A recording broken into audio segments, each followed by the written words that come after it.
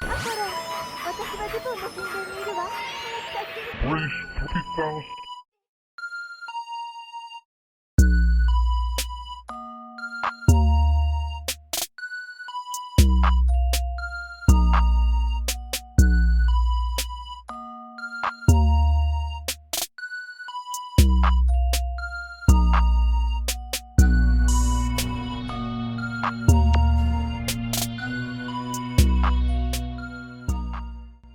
we're back in the book Ancient and Modern Britons. And this is volume 2. We've read a lot of volume 1. We read a couple chapters, summary, the first 4 chapters, the previous part of this series. We're going to get into chapter 5 today. Again, Ancient and Modern Britons, volume 2 by David MacRitchie. And again, continuing where we left off, we will continue here on chapter 5 of this volume.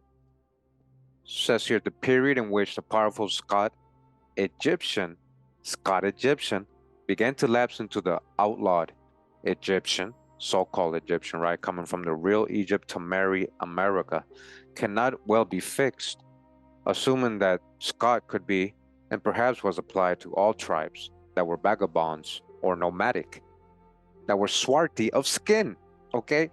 An original Scot was what? Swarthy of skin. Pay attention, like the Scots proper, the painted Moors or Morays, Moravia, and the black heathen, in parentheses, invaders called Cimbri or Dani, Danites, Vikings, then the decadence of the Scots of southwestern Scotland may fairly be said to have reached an advanced stage in the year 1445. All right, in 1400s, they had a lot of power still, these swarthy of skin, so-called Scots.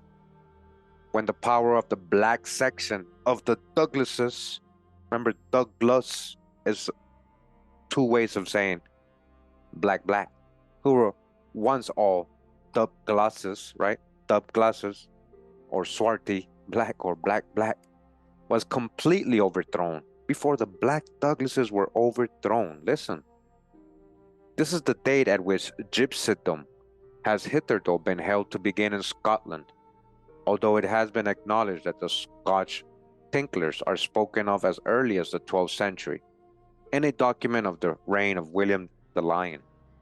To a certain extent, this may still be held as the beginning of Gypsydom in that district of Scotland, because by gypsy, we do not understand conventionally anything of national and political importance, and it was at that date that the Moors or the Douglases, right, or Moors, swarthy folks, right, so-called black folks, or Picts, as it says here, of Galloway.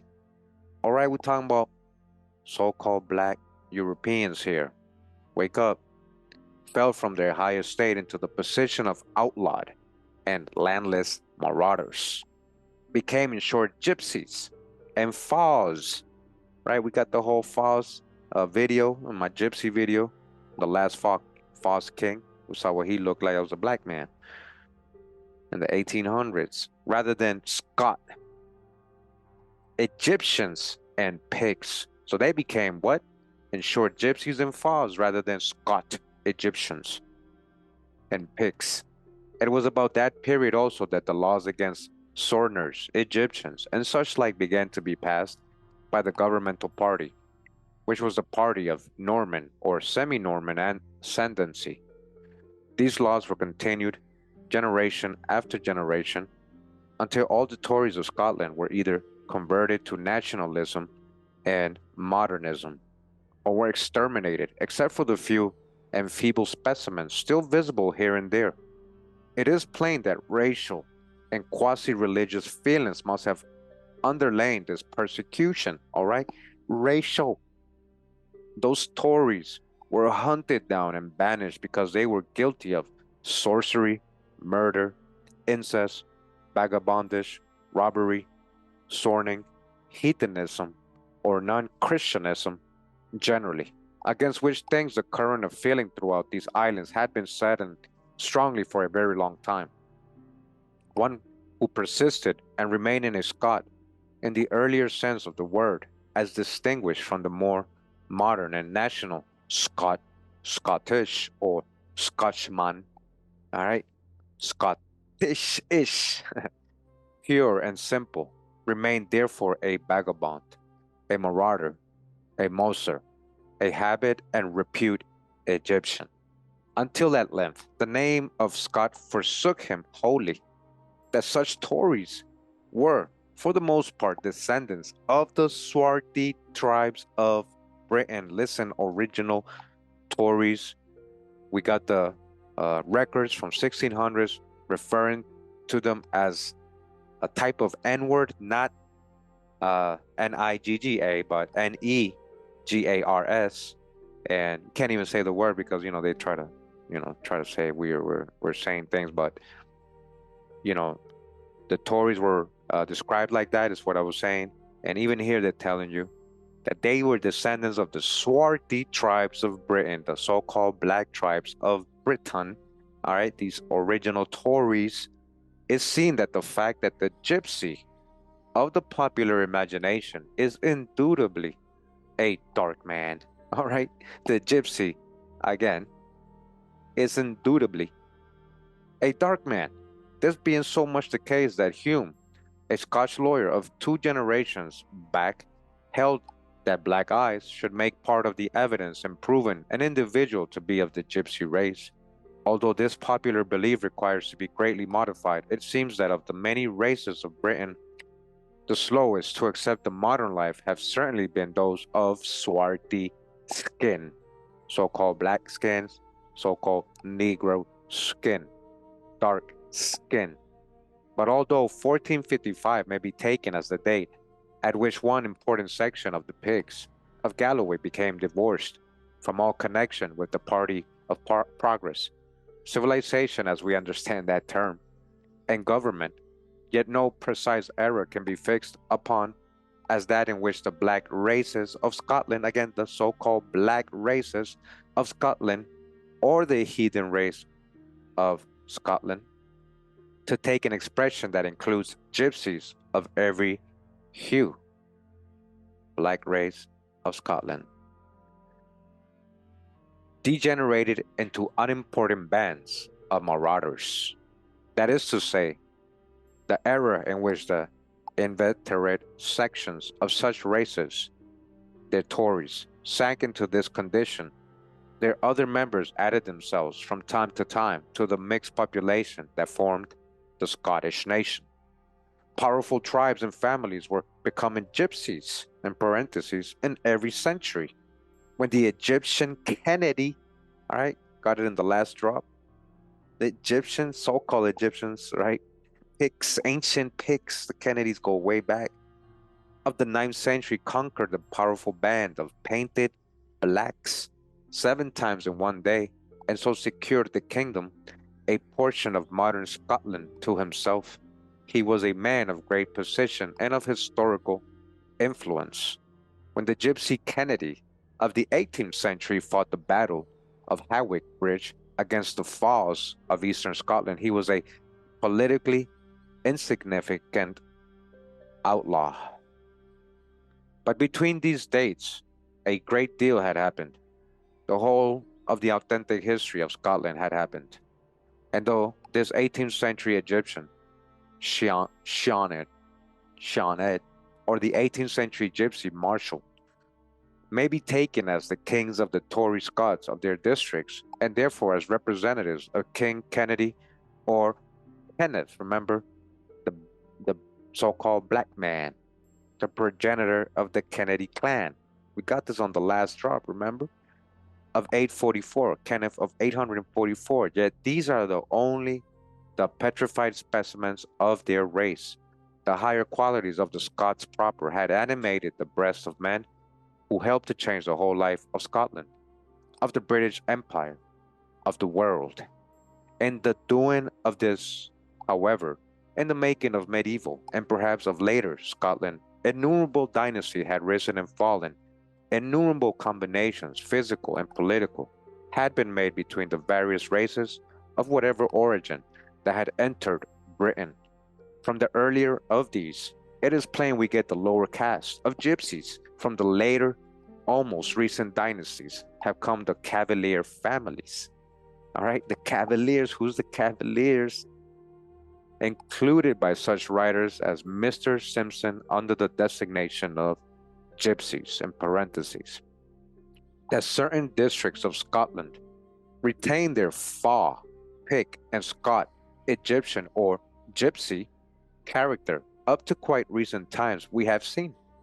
And it must be remembered that in emphasizing such characteristics, it is by no means intended that these existed to the total exclusion of all others. The others are not insisted upon simply because they do not belong to the present theme, which intentionally avoids all evidences of modern education and culture in early Scotland, though these coexisted with the savagery that is more especially indicated, because wigwams and gypsy tents, listen, wigwams, this is how the so-called Picts and gypsies live, these black folks from ancient Scotland and England. They lived on wigwams, and tents formed the chief habitation of certain races in certain districts of Scotland. It is not to be forgotten that at the same period there were gracefully carved churches and monasteries, the latter the homes and safeguards of all our learning and much of our refinement, that there were strongly built castles and fortified towns, that these towns were the nurseries of much of our present civilization. All right, there were what? Strongly built castles. True old world tech, right? But it has been shown beyond question that turf-covered wigwams and gypsy tents did form the chief habitation of important sections of the Scotch people within almost recent times, that in short, these people lived as gypsies, cooked as gypsies, dressed or went naked as gypsies, painted their skins as gypsies, sang the songs and held the superstitions of gypsies, practiced the religion, and lived the polygamous and more than polygamous lives of gypsies. In fine, were nothing else but gypsies. All right? The ideas so dissimilar as those of Christianity and of various paganisms should hold sway at the same period within so small a territory as modern Scotland is wonderful to us who see the whole world united by railways and telegraphs. It requires something of an effort to realize the condition of this or any other country. Even a century ago, when districts protected by natural boundaries of fen or of mountain ridge were to a great extent isolated from the national life, so that Sir Walter Scott was able to say that the carriage which took him to Liddesdale was the first that had ever entered that valley through which the steam engine now whistles 50 times a day. Under such conditions, it is really not so wonderful that archaic customs should continue, or that kingships nominally dead should retain their vitality in various districts of Scotland up to the very morning of the modern age. It is by remembering this that we shall best understand why the various recorded instances of arrivals of gypsies in certain towns or provinces were regarded as the arrivals of foreigners, an allusion made to their own country. Even at the present day, there are English rustic who will call any intruder into their parish a foreigner. Rightly considered, the countries of Europe a few centuries ago were confederacies of smaller kingdoms, rather than strictly unified states. This was certainly the case with Scotland, the country we have been most considering. The kingship of Carrick was not formally abolished till after Culloden, and even yet Scotch people talked of the kingdom of Fife. The debatable land of the 16th century belonged to its Grimes, or black men, or gypsies. Okay, remember, Grimes means black, and all these people carrying the Grims, last name, originated from swarthy or so-called black Scottish people, and not either to England or Scotland.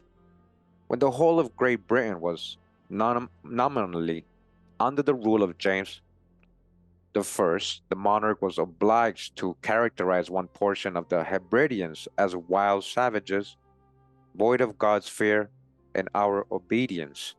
One of his bishops, the Bishop of the Isles, having also described these people in a letter to the king as void of the true knowledge of God, ignorant of the most part of your majesty's laws, and their duty toward their dead sovereign without civility or humane society. An act of the Privy Council passed 13 years after James had been proclaimed the first monarch of this happy isle. As Waller afterwards puts it, plainly states that because the children of the Hebridean chiefs see nothing in their tender years but the barbarous and incivil forms of the country, that is, of the Hebrides, they are thereby made to apprehend that there are no other forms and duties of civility kept in any other part of the country, that is, the United Kingdom. What these last barbarous and uncivil, or to phrase it more fairly, those alien usages where we have seen to some extent those Hebrideans lived in turf wigwams, dressed a picturesque gypsy or red Indian fashion. Listen, red Indian, these so-called gypsies who are Swarti, right, who are being called Egyptians coming out of so-called Egypt, right? We're talking about the real Egypt, also were to referred as red Indian fashion or red Indian type, wore breastplates or brooches like the Indians, breastplates or brooches or like Israelites, engraved with hieroglyphics. And the wilder natives of that archipelago, at perhaps a somewhat earlier date, were known by such epithets as the black-skinned boa, all right, the one demon of the Gal, as devils, and as bearing such cognomens as Green, Colin, and Blue Donald, significant of the appearance of their skins. We saw that at a period not much earlier than the Puritan settlement of Massachusetts, the Christians of the Hebrides, like these same Puritans, required to go armed to church, and for the same reason, the dread of savages. That in short, the plantation of New England was not far from being contemporaneous with the plantation of the Hebrides. To what extent the civilization of these islands affected the blood of the heathen races need not be considered. The fact stands that this archipelago was fitly styled the isles of the foreigners, and at the time when James the First's most illustrious subject was still writing his marvelous plays, whatever the nominal kingship of that monarch, he could not be called actual king of even Great Britain, not to speak of Ireland, so long as his laws were not acknowledged throughout every inch of his apparent kingdom, and that he realized the incomplete nature of his sovereignty, and shown by those words, or is shown, sorry, by those words of his quoted above. Their context, quoted more fully, discloses the truth more clearly. The king states, and this is in the year 1608, as his reasons for appointing a commission for the improvement of the isles, first, the care we have of planting the gospel among these rude, barbarous, and incivil people, the one whereof these years past no doubt has been to the great hazard of many poor souls, being ignorant of their own salvation. Next, we desire to remove all such scandalous reproaches against that state, by which he means either the United Kingdom generally, or more particularly Scotland, which by that date was a province of the United Kingdom, in suffering a part of it to be possessed with such wild savages, void of God's fear and our obedience. And as a consequence of this, his third reason, which, though he puts it last, was perhaps not the least important, is herewith the loss we have in not receiving the due rents adapted to us out of these isles, being of the patrimony of our own crown. Even so lately as 1635, it was noticed in a former chapter, a distinction was drawn between the islanders and His Majesty's subjects. The former, it was stated, used to come in troops and companies out of the isles where they dwell, to the isles and locks where the fishes are taken, and there violently spoil His Majesty's subjects of their fishes and sometimes of their victuals and other furniture, and pursue them of their lives. And all this it was previously observed, There was distinct proof that the various kinships into which Scotland was once divided had not wholly lost their power in the days of the last nominal king of all North Britain. He indeed was not even so much as the nominal king of what we call Scotland until 13 years prior to his becoming nominal king of the United Kingdom. Until the year 1590, the Orkney Islands did not form a portion of Scotland, but of Denmark. At a period not much before this, the northern mainland of Scotland was known to Gaelic-speaking people as Galip, the country of the foreigners. The whole of the Hebrides formed Insegel, the island of the foreigners. Galloway was, according to Mr. Skene, the country of the Gauls and foreigners. The root out of which these foreign kingships grew were many and various, but it is enough to notice that they unmistakably existed. Therefore, we read the recorded instances of the arrivals of troops of gypsies in various continental and British districts. We can understand how they were foreigners to certain communities and yet themselves of British or continental nationality.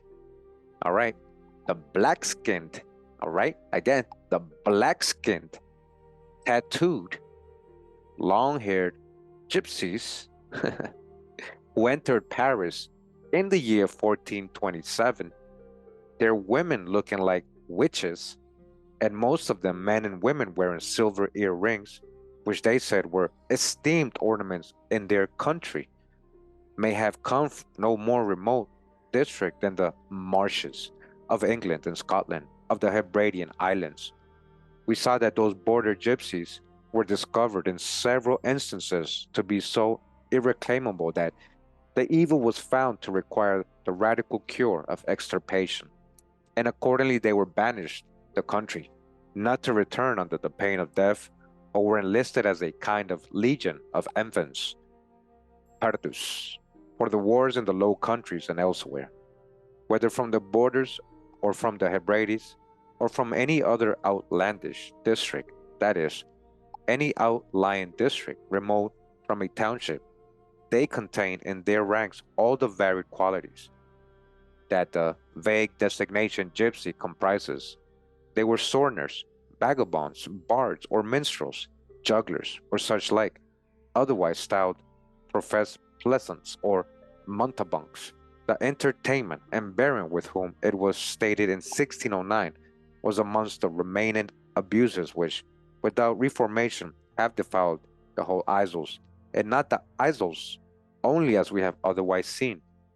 The band of 300 wanderers, black as Tartars, listen, the band of 300 wanderers, black as the Tartars were black, huh? And calling themselves Sekani, that came to Lunenburg late in 1417, or the troop of fully 100 lean, black, hideous Egyptians, black as Tartars and black hideous Egyptians, that entered Bologna in 1422, whose queen of the wife of Duke Andrew was a druidess, witch, or sorcerer, and could read the past and future of men's lives.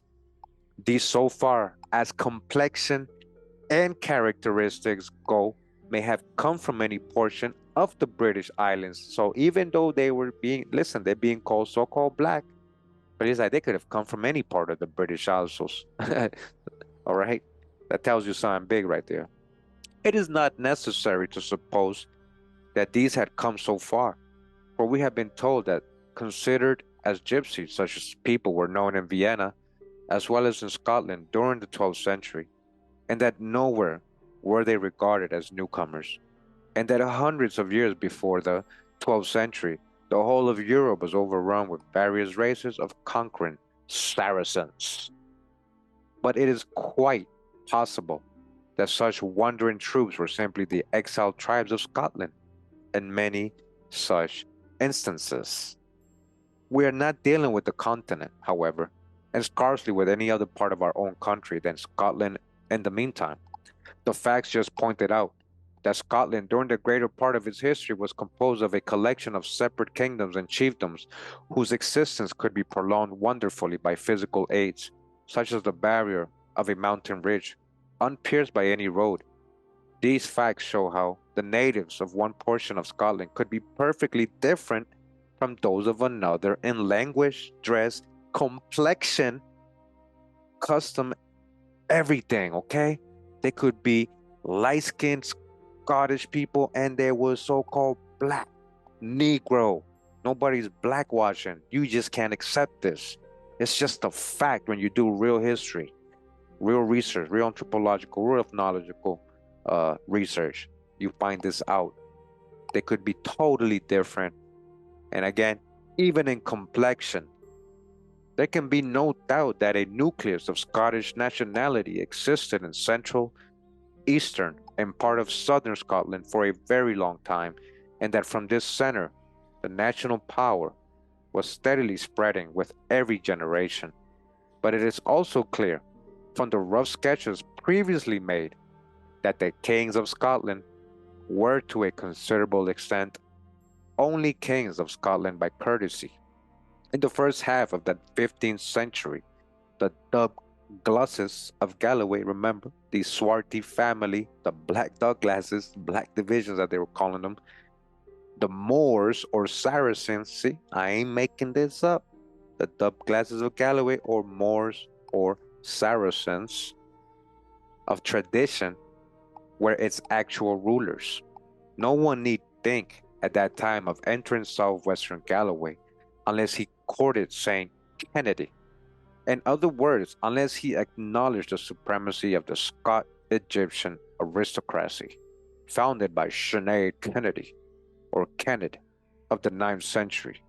The latter half of that century, the 15th, saw the nominal king of Scotland assert his supremacy over one of those local kings. After much hard fighting, though the rule of the Scots of Carrick did not cease then, at an earlier date than this, Mr. Skene was shown us that almost the western half and all the north of Scotland was under the dominion of invading races, Fingals and Dubgals, white heathen and black heathen, Northmen and Eastmen, Norse and Danes. One of these sovereignties was that of the Danish prince or Leod, Olaf the Black, all right, Olaf the Black, the king of Sodor and Man, or Man and the South Hebrides. Other foreign kingships there were, varying with every generation and with the varying fortunes of their kings or kinglets. But none of these was the kingship that Bruce fought for. These were among his chief impediments in his difficult march to his supreme throne.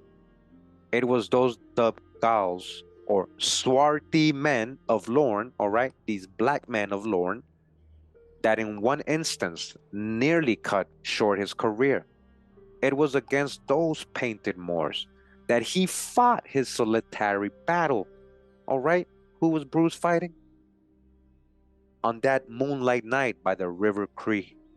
And it was with the death throes of such kingships that the last nominal king of Scotland was struggling when, after he had ascended the British throne, he sent his commissioners to the Hebrides for the purpose of making such arrangements as would remove all such scandalous reproaches against his sovereignty, as that a part of his nominal dominions should be possessed with wild savages, void of God's fear and our obedience. One other instance of this feature, and it will be the last, is found in the border ballad known as the Sang of the Outlaw Moray. This ballad is known to every reader of the minstrelsy. The identity of the hero of it is not regarded by Scott as fully established. It is true that the dramatis persona introduced seem to refer to the end of the 15th or beginning of the 16th century, but from this it can only be argued that the author himself lived soon after that period. At any rate, whether the King of Scotland, who figures in it, was James IV or an earlier monarch, it is evident that his unquestioned sovereignty did not reach the Cheviot Hills. This outlaw is known as Murray, like his namesake, the Black Murray of Galloway tradition. In the latter case, we know that this name means nothing more, the Blackmore or the Blackamoor. That's what it means.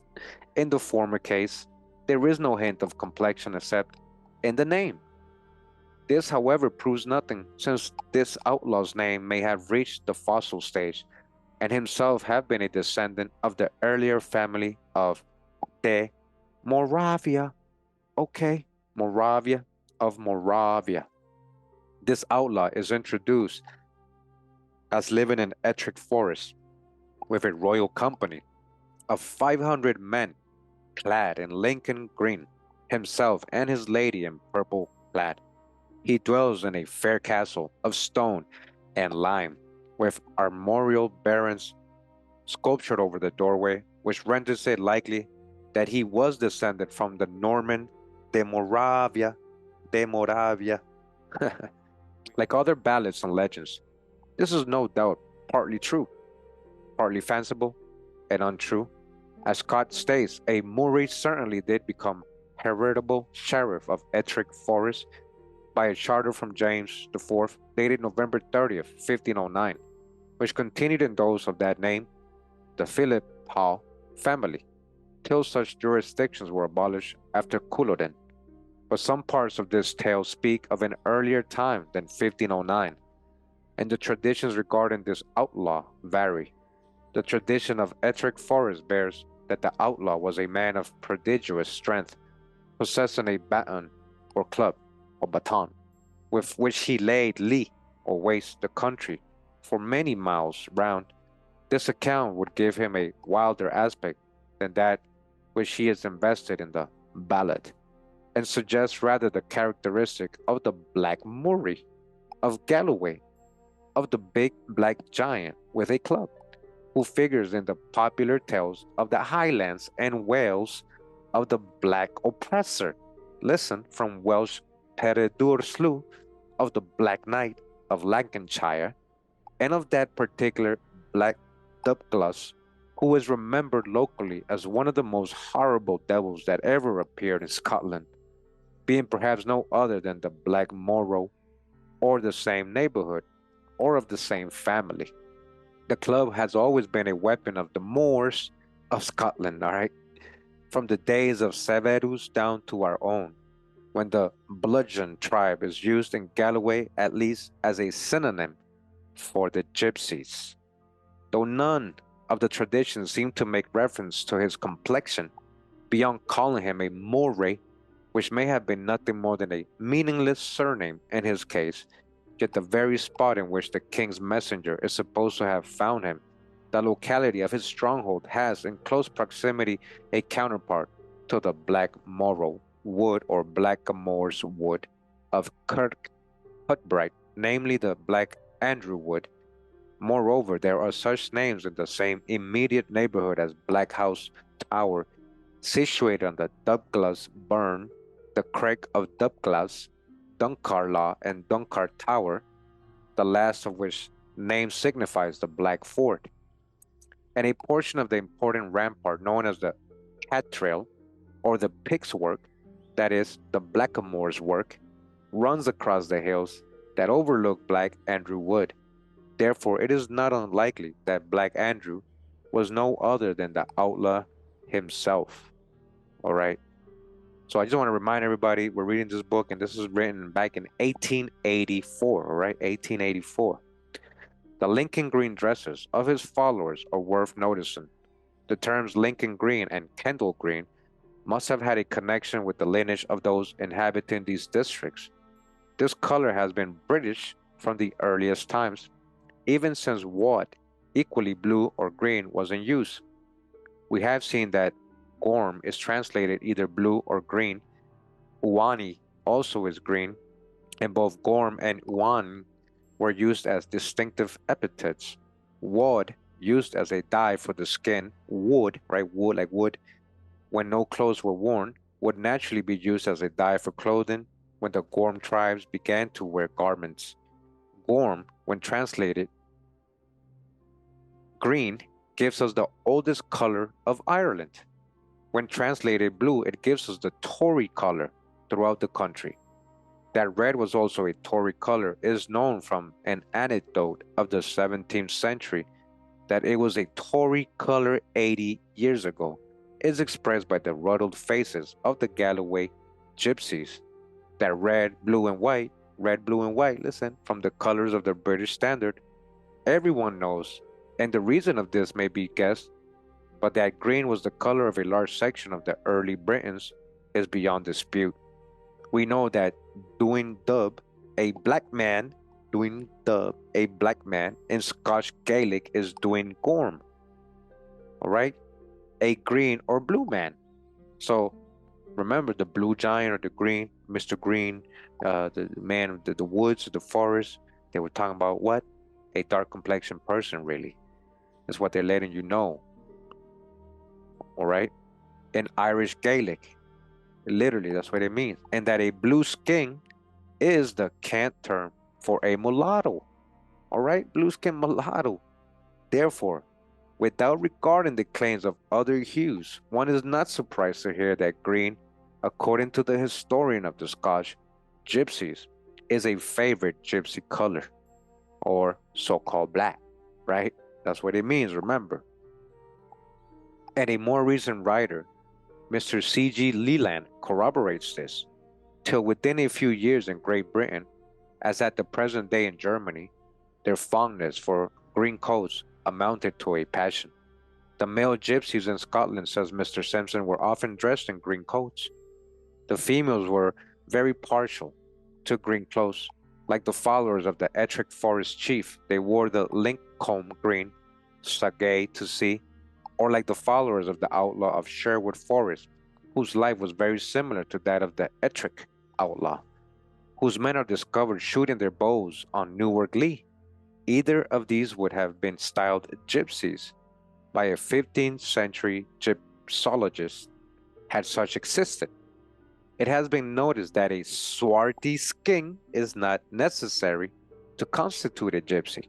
A gypsy, in parentheses, right, every time they're saying it, is made, says one writer, by the living of a certain archaic heathen life and speaking certain archaic language. And that's why there's a lot of modern gypsies, right? That had nothing to do with being dark, right? Because it became a certain lifestyle. But originally, what they've been teaching in this book, it was being applied to certain people. And these people were in general swarthy, or referred to as black or Moors, all right? He may be a white man. The greatest gypsies in Scotland, the Baileys, are white men. The Scotch gypsies are, in short, only stunted Scotchmen, stunted at various stages of the national growth, and so according to the length of the Tory pedigree of each tribe, giving us examples of the various stages of culture in Scotland. This Philip Howe Murray and his green-clad archers were therefore gypsies. Whether the leader was descended from none but white men, as the Baileys were, is immaterial. It is likely that his followers were, for the most part, genuine Murrays, all right, or Moors, because they form part of the South Scottish Moravianses, all right, Moravianses. And the villages of their neighborhood are still said to be stocked with gypsies. Like the Galloway Douglases, like the Baileys, like the Gordons, like the Philip Howe Murrays seem to have thrown out a Tory branch. Or more correctly, the main stem must have gradually lost hold of its possession by being Tory, by not forsaking the wild and lawless life that was the mode some centuries ago, the following of which course of refusing to follow the course of civilization resulted in outlawry, as the land grew more peaceful and its laws more peace-helping. This assumption with regard to the Murrays of Philip Howe is suggested by a statement of Mr. Simpson to the effect that the chief of the Rufens, a gypsy family, actually wept like a child whenever the misfortunes of the ancient family of Murray of Philip Howe were mentioned to him. This Rufan chief was one of the high caste gypsies. He is thus spoken of. I have already mentioned how handsomely the superior order of gypsies dressed at the period of which we are speaking, the middle of last century. The male head of the Rufens, a man 6 feet some inches in height, who according to the newspapers of the day lived to the advanced age of 115 years, when in full dress in his youth, wore a white wig, a ruffled shirt, a blue Scottish bonnet, scarlet breeches and waistcoat, a long blue superfine coat, white stockings with silver buckles, and his shoes. This then was the outward appearance of the gypsy chief who bewailed the decadence of the mores of Philip Hall. His brave exterior placed him among the gentlemen of his time outwardly, and as he belonged to the superior order of gypsies, those who boast of their ancient and lofty lineage, and who look down with contempt upon the rabble of town and country, it is evident that he was otherwise well entitled to the name of gentleman. The clan of which he was chief was one of the three principal Tweeddale caste, we are told, the other two being the Baileys and the Kennedys.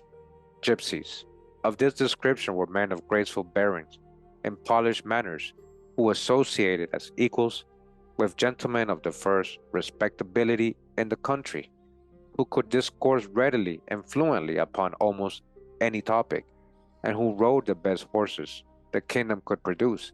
This was the kind of man indicated to us in the person of the venerable chief of the Tory Ruthbens.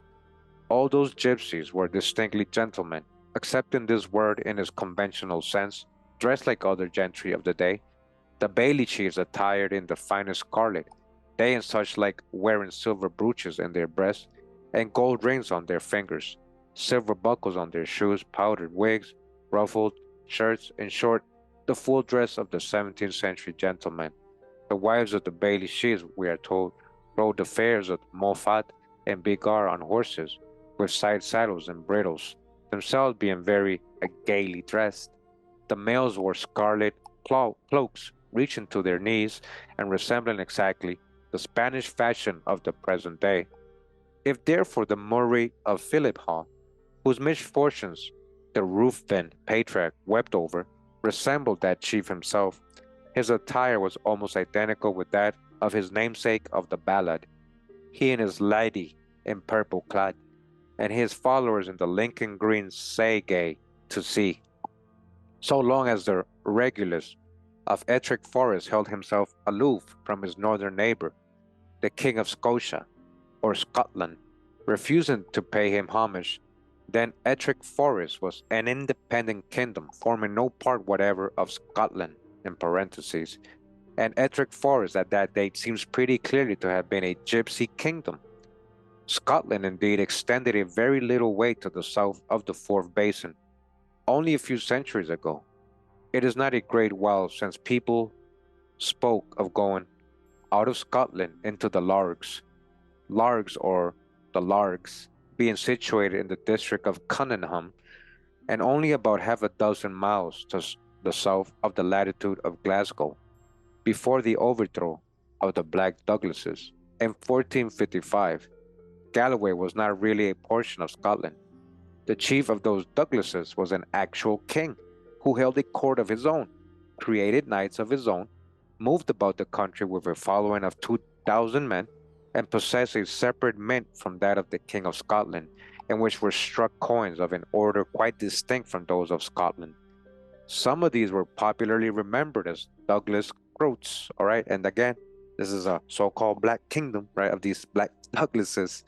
And it is most probable that certain pieces of silver with a strange and uncouth impression thereon, resembling the old Pictish coin, which Simpson chronicles as having been dug out of the ruins of an old castle in the parish of Bourg in Galloway, came out of the Douglas Mint.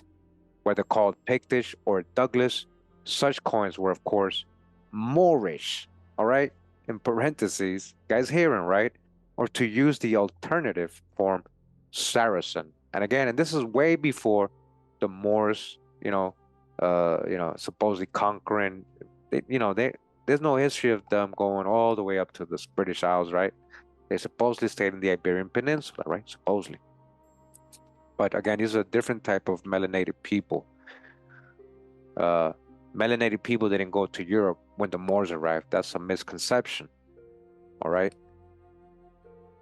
Nowadays, the word is gypsy. So Moorish, Saracen, nowadays the word is gypsy. That the chiefs of the Black Douglases were attended by the jugglers and mountebanks that are inseparable from Gypsydom is seen from the carvings and on antique bedsteads taken out of the castle of Trèves and stated to have belonged to the last of the Black Lords. All right, and in these bas reliefs, such figures occupy a most prominent place. Of the actual appearance that a troop of 15th century Black Douglases presented, one can only form an imperfect notion, but as a counterpart to the fact that they are remembered in tradition as Moors or Saracens, and also to the fact that crescents and stars were the commonest emblems of families asserting a descent from them or their king, it may be stated that the curved sword, which is so generally associated with the East, was in use in Douglas territory so recently as 1666 or 1666, from which circumstances it would seem that although often acknowledging the superiority of Scotland proper, the southwestern division of North Britain was, until modern times, so independent in its character and customs, and large sections of it people were of such an individual ethnic stamp that the people and their country were as foreign to eastern Scotland proper, as they could well be. It has now been sufficiently insisted that gypsies of all kinds are only decayed aristocrats. The day when the most barbarous tribes, though these really do not exist nowadays, were in power, must be very remote, but Tories such as these we have just looked at are of the most recent date. They are the people sketched by Professor Mason in his remarks bearing upon the register of the Privy Council of Scotland during the 16th century. In these old days, the one and universal process in Scotland for intimating that a person was disobedient to the law in any way or form was to denounce that person rebel and put him to the horn. Hence, the highest personages in the land, earls, lords, lards, and lawyers, found themselves again and again rebels to the king and at the horn. The horners, specially so called, were those who obstinately, persistently remained in their state of rebellion by not appearing to the charges, whatever they were, that had been issued against them, or by not paying the debt they had been decreed to pay, or finding the securities they had been decreed to find. The word outlaws defined their position accurately enough. They were the king's rebels, standing out in disobedience and liable to very summary further process against them personally or in their goods, being eventually nothing less than pursued with fire and swords as enemies to God, His Majesty, and the Commonwealth. This was the theory and the law, but in fact the country was full of horners or king's rebels of all sorts who laughed at those summary processes of arrest or escheat of goods to which they were liable, had no goods to be escheated, and lived secretly with their friends or went about openly defying arrest. And as we have seen in the cases of the Baileys and the Gordons, the friends of such outlaws were even powerful enough to save them from a well-merited death on the gallows.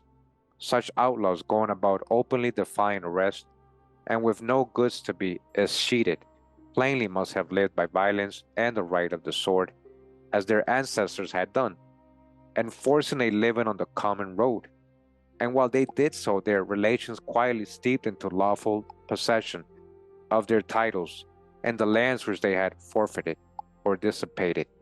The banished duke had always a usurper at hand to take his place. A discredited chief of the Black Douglases had always a chief of the tawny Douglases ready to sway the scepter of the race. This is not to be deplored, nor are such terms as usurper or time server applicable enough in such cases to be understood in their most offensive sense.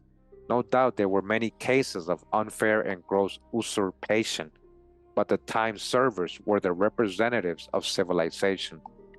A loyal Earl of Angus, though he succeeded in feathering his own nest very skillfully, was a great improvement on a savage, marauding Black Douglas, a wandering, irreconcilable Moor or Saracen, whose hatred of stone and lime was embodied in his saying that he liked better to hear the lark sing than the mouse squeak. Civilization had made a distinct stride in Scotland when the Red Douglas put down the black, the red against the black, huh? The reference made above to the gypsies of very modern date are a little out of place.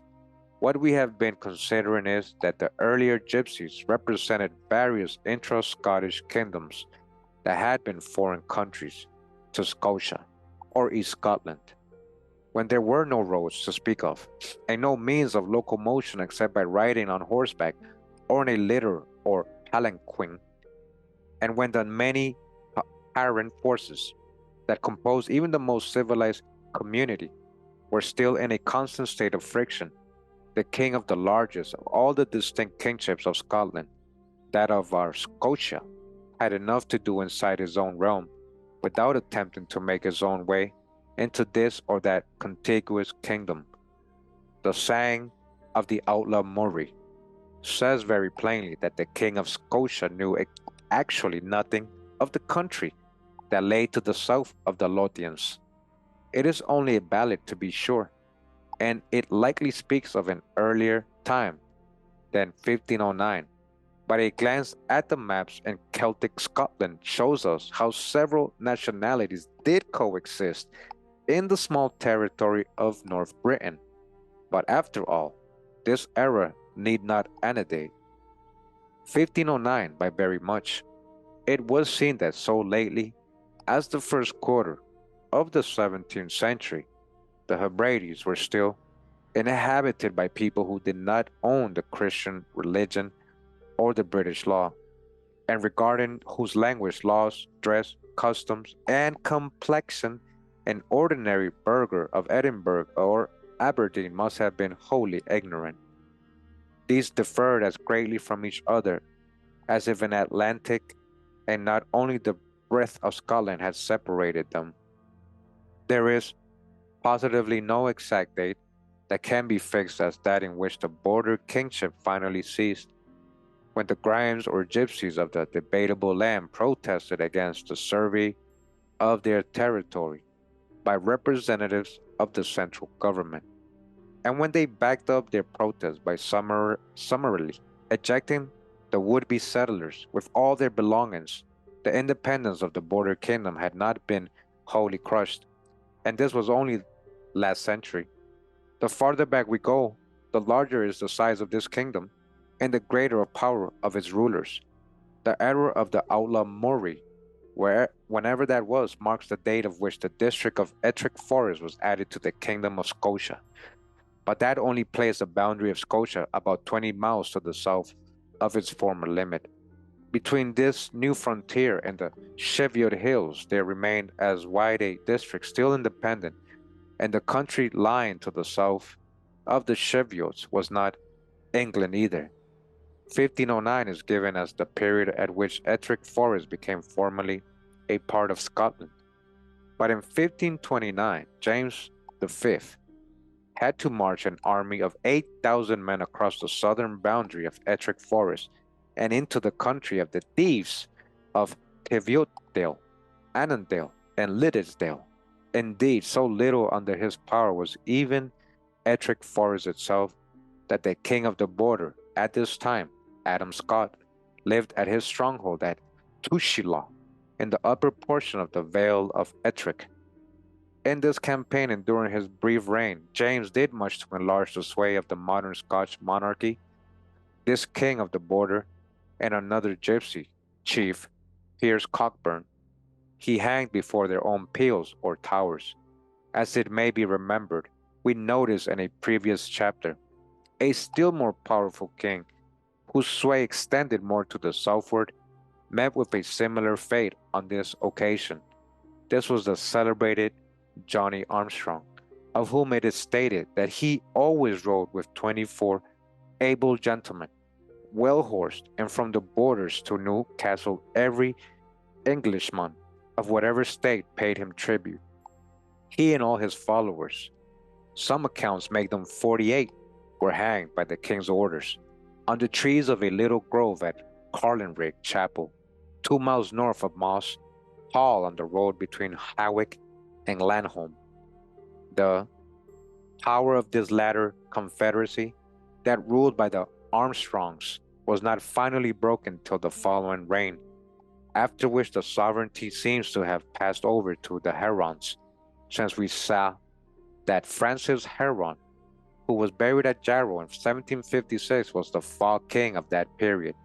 His probable successor was Henry the Fall, of whom it was stated that he was received and ate at the tables of people in public office, and to whom men of considerable fortune paid a gratuity called blackmail, in order to have their goods protected from thieves.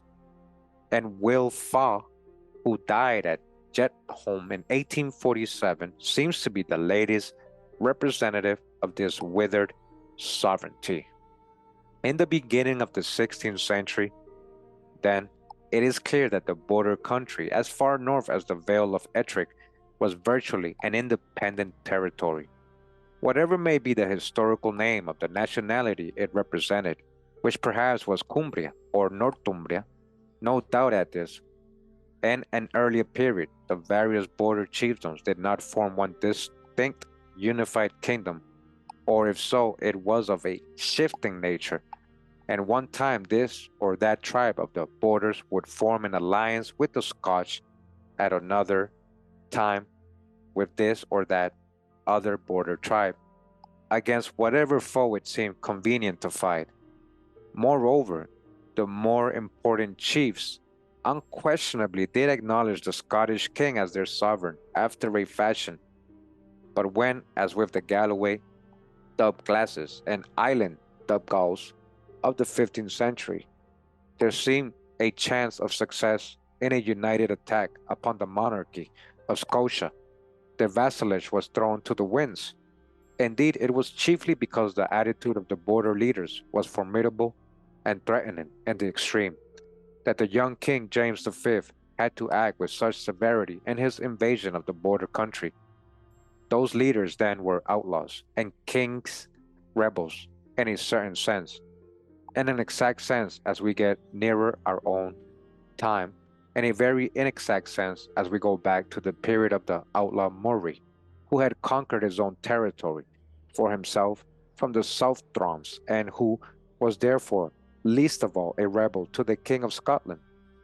The debatable land, therefore, or the border portions of Cumbria cum Northumbria, maintained its integrity as a really important district up till the end of the 16th century, at which period James VI of Scotland, this is the famous King James, finally rooted out the Armstrong aristocracy, whose place nevertheless other and feebler clans of Mossers continued in a manner to fill. Not only did the chief of the Armstrongs refuse to acknowledge either Henry or James as his overlord, but on one occasion when he and his tribe had been out on the warpath in the north of England, the English warden of the West Marches, Sir Robert Carey, having demanded satisfaction from the King of Scotland, received for answer that the offenders were no subjects of his, and that he might not take his own revenge. This was in 1598, 5 years before the King of Scotland became King of Great Britain and Ireland. At that date, 1598, this King of Scotland had only been the undoubted sovereign of the Danish Orkneys for 8 years.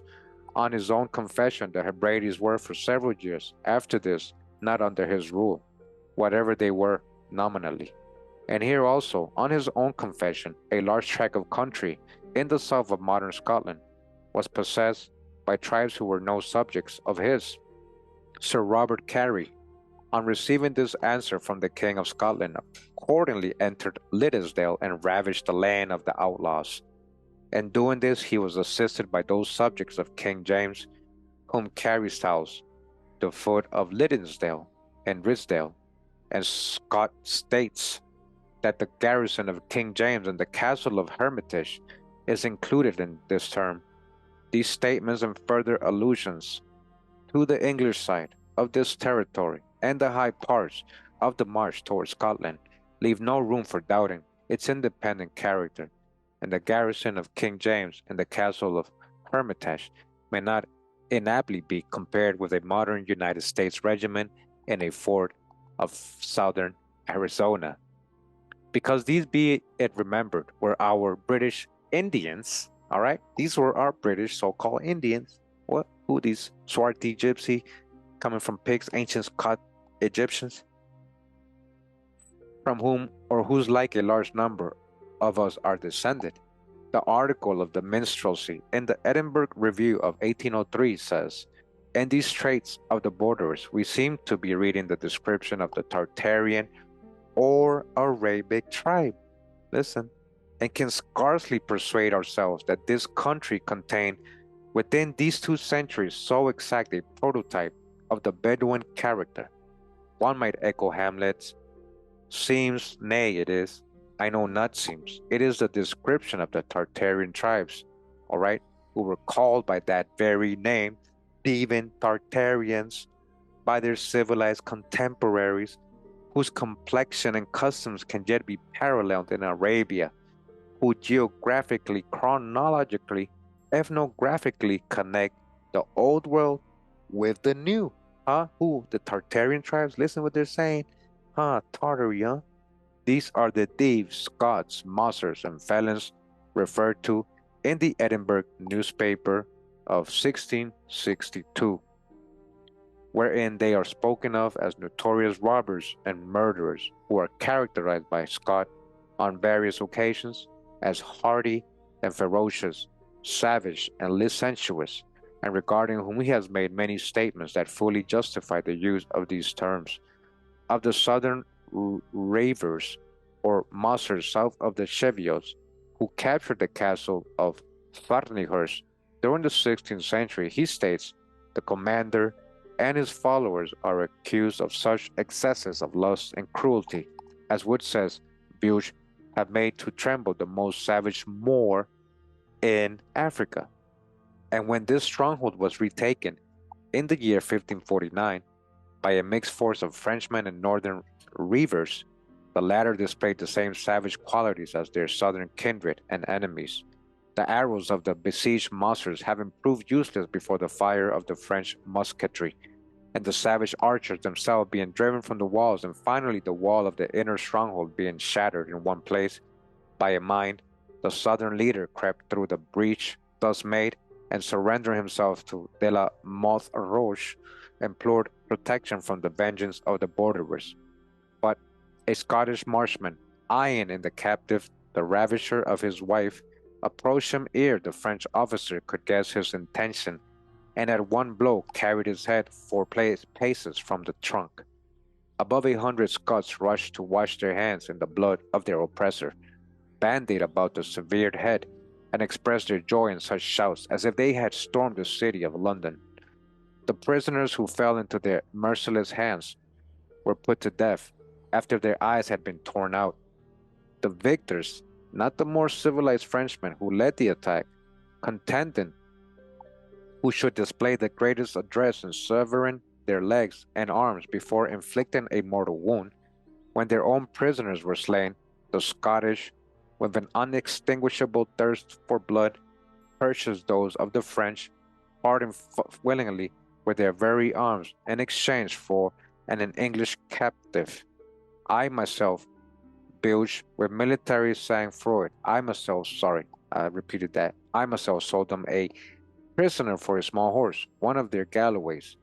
They laid him down upon the ground, galloped over him with their lances in rest, and wounded him as they passed.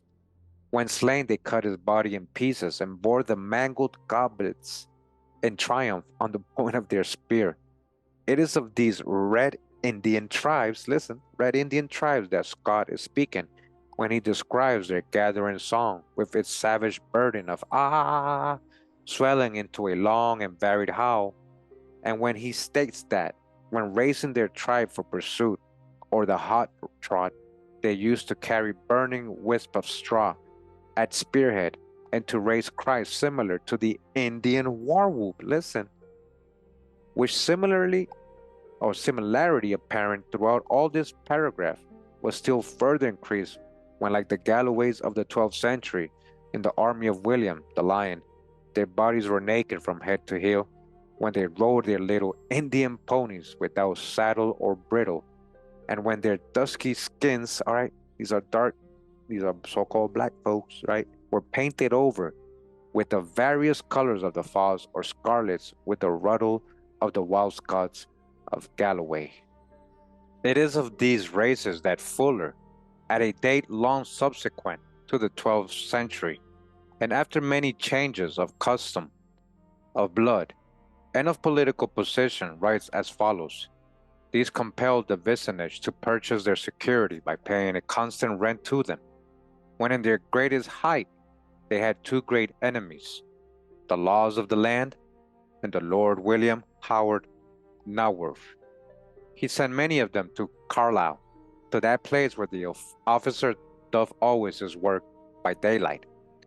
Fuller, of course, refers more particularly to the southern borderers, whom he styles English Tories, and the laws he speaks of were those of England. After that, they are outlawed. They lawfully may be destroyed without any judicial inquisition. He is quoting from Bragton. As who carry their own condemnation about them, and deservedly die without law, because they refuse to live according to South British law.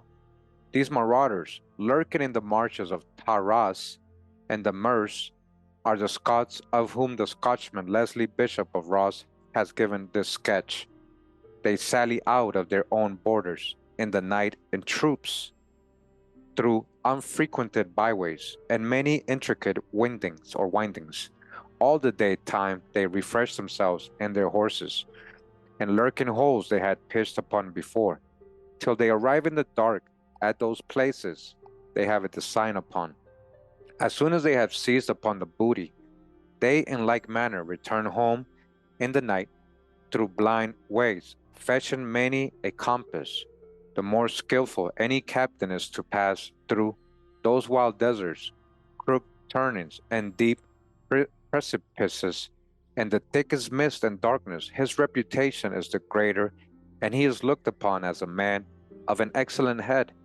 And they are so very cunning that they seldom have their booty taken from them, unless sometimes, when by the help of bloodhounds following them exactly upon the track, they may chance to fall into the hands of their adversaries. When being taken, they have so much persuasive eloquence, and so many smooth, insinuating words at command, gitano, gypsy, flatterer, gitanada, or wheatling, that if they do not move their judges, nay, and even their adversaries, to have mercy, yet they incite them to admiration and compassion.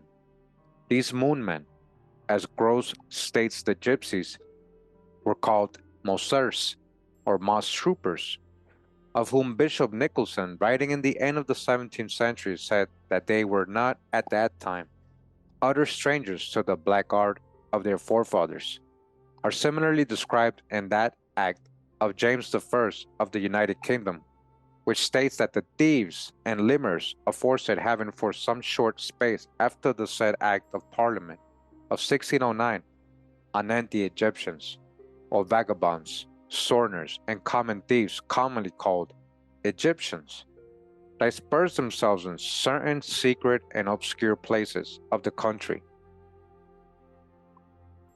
They were not known to wander abroad in troops and companies according to their accustomed manner, yet shortly thereafter, finding that the said act of Parliament was neglected and that no enquiry was made for them, they began to take new breath and courage and unite themselves in infamous companies and societies under commanders, and continually since then have remained within the country from which either regarded as Scots moss troopers or as Simpson's gypsies, they had been pronounced banished, committing as well open and avowed reefs robberies in all parts, murders, plain, southey, common death, and pickery, where they may not be mastered, and they do not shamefully and mischievously abuse the simple and ignorant people by telling fortunes and using charms, spells, magical receipts,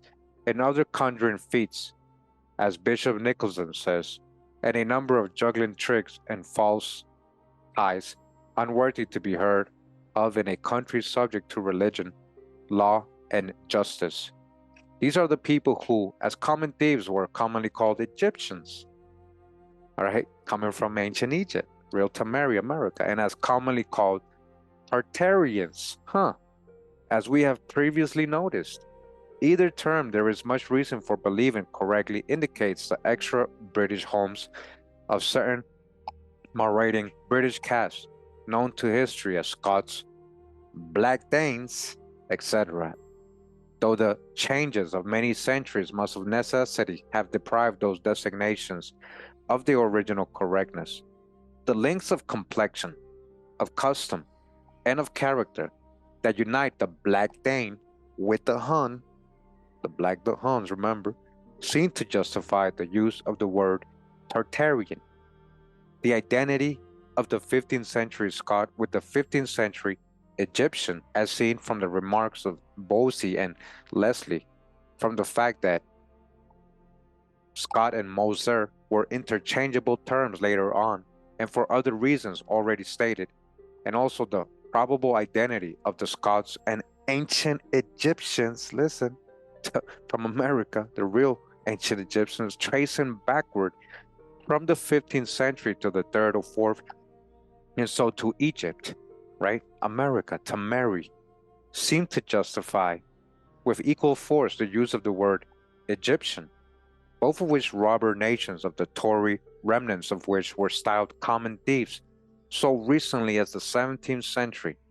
Their earlier and considerably remote Oriental connection with each other, if such connection existed, is a question with which we have nothing to do here.